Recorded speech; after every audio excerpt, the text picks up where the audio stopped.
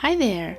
Last year I filled up this watercolor sketchbook during my 1-month trip in Japan, but I brought way too many art supplies and they took too much space.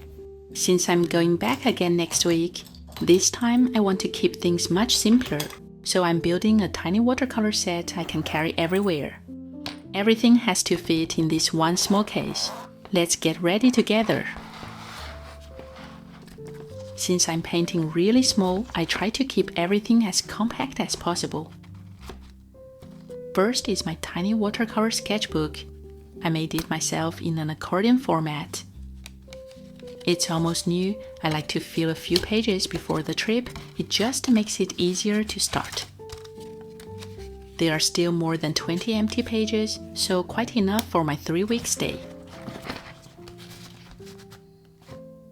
Next is my palette. I'll actually bring two. This one is a slightly bigger metal palette with 14 half-pan colors. Since it's a little heavy, I might not use it much during the trip, but I just feel safer having it with me. And this is the one I'll use the most. It's a very tiny palette, a small 3D printed box I customized. It's super compact with space for mixing and really practical for painting outside. There's a magnet on the back, so I can clip it onto my sketchbook when I don't have a table. I can just take it out and use it anywhere. I also added a small magnet inside the case, so it stays in place when I open it.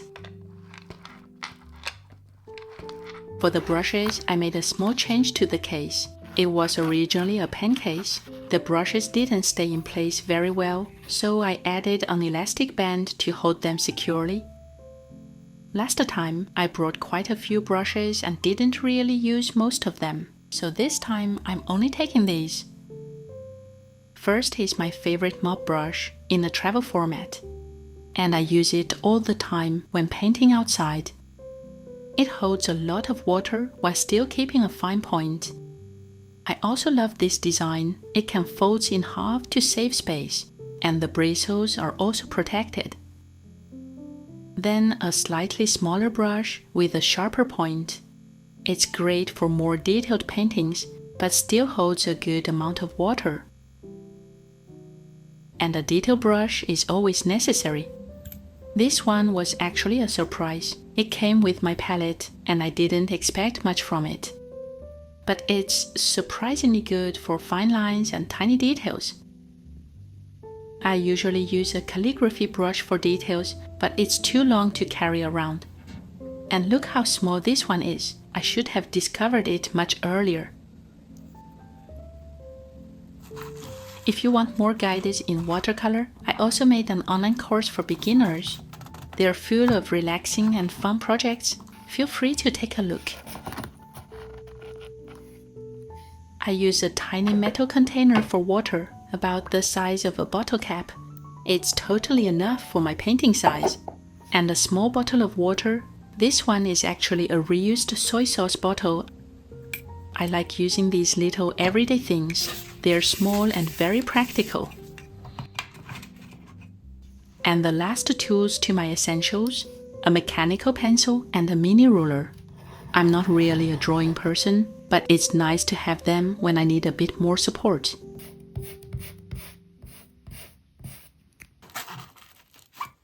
That's everything for the essentials. And in the second layer, I add a few extra things that I found really helpful. They make painting outside much easier. For example, a tiny bottle of drawing gum, just for small highlights. It's a bit annoying to use, very sticky, so I use a SIM card pin to apply it, and it's much easier to clean. I lost quite a few of them last year, so this time I'll add a small string to keep track of it.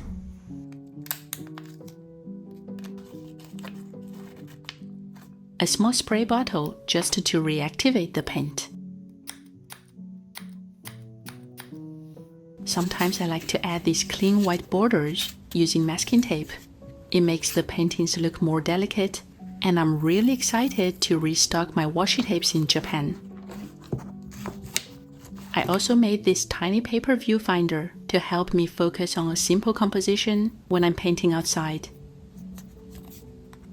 And of course, some ready-to-paint watercolor paper. It's another way I enjoy painting, working on individual pieces instead of a sketchbook, just like this ongoing one.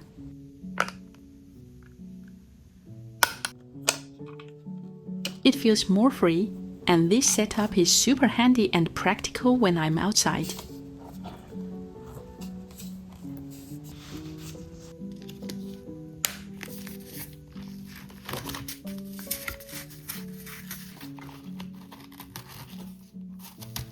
I almost forgot this one, a vintage color slide, just for decoration.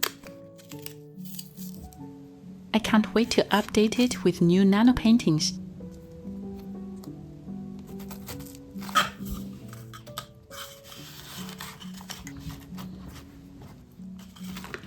And that's everything I'm bringing with me. I'm really looking forward to painting in Japan again and seeing what I can create with this tiny setup. If you have any favorite spots in Tokyo, Kyoto, or Osaka, I'd love to hear them in the comments. And if you want to learn watercolor in a fun and relaxing way, check out my online course for beginners. I'm Nan, a miniature watercolor addict. See you next time!